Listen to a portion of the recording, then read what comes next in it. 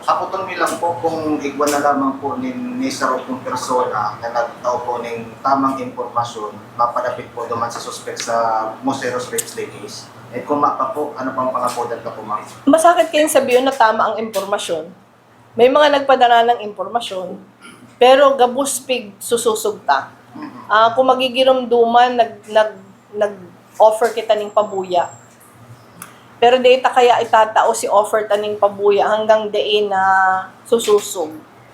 Kung tama nga ni si impormasyon na tinao sa to. Kadako di impormasyon, kadako leads na pig-follow.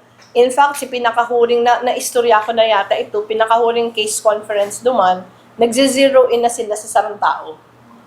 Pero ako kaya, gusto na nga nila mag-file ng kaso before Christmas. Pero kung sinabi ko, ang pag-file ng kaso sarong bagay, pero dapat ang kaso mag-hold water pag abot sa court. Dahil habot na nga ni mangyari, sinangyari mo sa Bandoho, na basta na naka-file ng kaso, tapos na-dismiss man. So ang gustuta, okay lang na mahalo yan, basta sigurado.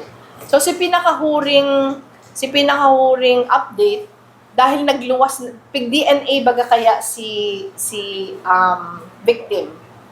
Ang DNA kay haluyon baga, nagluwas na si DNA kan si victim, dahil igwa ng result si DNA, igwang grupo na pig nag-undergo man ng DNA testing para mag-cross-match. Ang bareta sa kuya ni Colonel Fariñas, 13 gabos. Dahil iyo to sinasa listahan ng suspects. Just to be sure.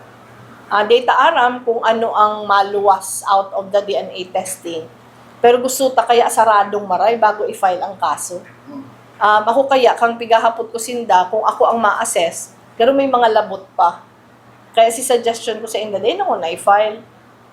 Siguraduhin mo na si mga gaps, igwa na kitang simbag. So hopefully, si mga nagpaabot sa tong information because of the offer, sana tama sa information.